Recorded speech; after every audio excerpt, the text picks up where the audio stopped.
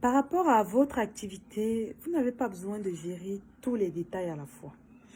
Qu'est-ce que j'appelle tous les détails? Il y a des activités, c'est pas ton logo le plus important.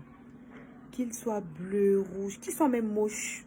C'est vrai. S'il n'y en a même pas, ce n'est même pas ça le plus important. Imaginez quelqu'un qui vend le poisson braisé ou qui vend la nourriture quelque part. Honnêtement, vous vous rappelez du logo de combien de restaurants dans lesquels vous êtes entré? Dites-moi.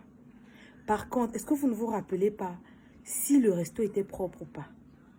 Si la qualité du service vous a marqué positivement ou négativement? Si le piment était désagréable ou pas? Il y a des vendeuses de poissons brisés, tu passes une fois, tu manges. Mais tu peux revenir des mois après parce que tu dis que, ah, le piment de la mer là, c'était quelque chose. Ça veut dire qu'en fonction de votre activité, il y a des détails sur lesquels vous devez mettre 10 fois plus d'accent que d'autres. Pendant que quelqu'un d'autre va faire le focus sur son logo, sur certaines choses, peut-être parce que c'est ça qui fait vendre. Mais toi qui fais à manger, en quoi est-ce que le logo t'aide? C'est important, c'est vrai, je ne dis pas que ce n'est pas important. Mais je dis que s'il faille mettre une priorité sur quelque chose, c'est la propreté de ton espace. Parce que quand le client entre, c'est ça qu'il cherche. C'est la qualité de ta nourriture. C'est le rapport qualité-prix que tu offres dans ton espace. Moi, j'ai l'habitude d'aller, je sais pas, dans les hôtels, dans les trucs, quand on voyage et tout le reste. Mais je me rappelle même pas du logo d'un hôtel. Je connais peut-être, je connais le nom. Mais le logo, si tu me demandes le logo d'un grand hôtel, là, je connais pas. Je sais juste que j'entre. Est-ce que l'accueil est chaleureux? C'est ça qui compte pour moi. Est-ce que c'était propre? C'est ça qui compte pour moi. Est-ce qu'on m'a bien accueilli? Est-ce que c'est ça qui compte? C'est pour ça que parfois, quand vous faites une activité, ne vous préoccupez pas de ce qui vous intéresse. Parce que vous n'êtes plus en train de travailler pour vous. Vous travaillez pour satisfaire le client.